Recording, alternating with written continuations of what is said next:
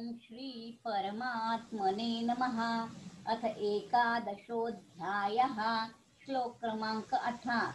त्वमक्षरं परमं वेदितव्यं, त्वमक्षरं परमं वेदितव्यं, त्वमक्षरं परमं वेदितव्यं, त्वमस्य विश्वस्य परं निधानं, त्वमस्य विश्वस्य परं निधानं, त्वमस्य विश्वस्य परं निधानं, त्वमव्यय शाश्वत धर्म गोप्ता, त्वमव्यय शाश्वत धर्म गोप्ता, त्वमव्यय शाश्वत धर्म गोप्ता, सनातनस्थं पुरुषो मत मे, सनातनस्थं पुरुषो मत मे, सनातनस्थं पुरुषो मत मे, त्वमक्षरं परमं वेदितव्यं, त्वमस्य विश्वस्य परं निधानं, त्वमव्यय शाश्वत धर्म गोप्ता, सनातनस्त्वं पुरुषो मत मे, त्वमक्षरं परमं वेदितव्यं, त्वमस्य विश्वस्य परं निधानं,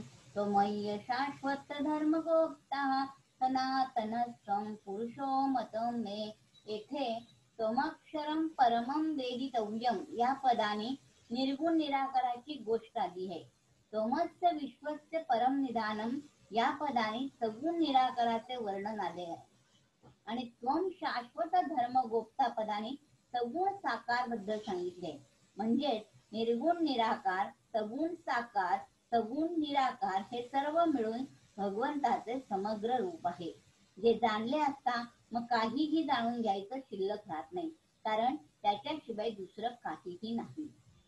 आता 19वा श्लोक.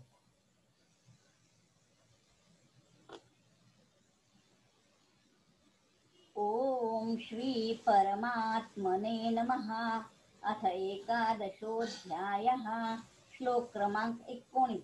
अनादिमध्यं अनन्तवीर्यं, अनादिमध्यं अनन्तवीर्यं, अनादिमध्यं अनन्तवीर्यं, अनन्तबाहुं शशिसूर्यनेत्रं, अनन्तबाहुं शशिसूर्यनेत्रं, अनन्तबाहुं शशिसूर्यनेत्रं, पश्यामि त्वां दीप्तहुताशवक्त्रं, पश्यामि त्वां दीप्तहुताशवक्त्रं, पश्यामि त्वां दीप्तहुताशवक्त्रं, स्वतेजसा विश्वमिदं तपन्तं, स्वतेजसा विश्वमिदं तपन्तं, स्वतेजसा विश्वमिदं तपन्तं, अनादिमध्यानन्तवीर्यम्, अनन्तबाहुं शशिसूर्यनेत्रं, पश्यामि त्वां दीप्तहुताशवक्त्रं, स्वतेजसा विश्वमिदं तपन्तं, अनादिमध्यानन्तवीर्यम्, अनन्तबाहुं शशिसूर्यनेत्रं,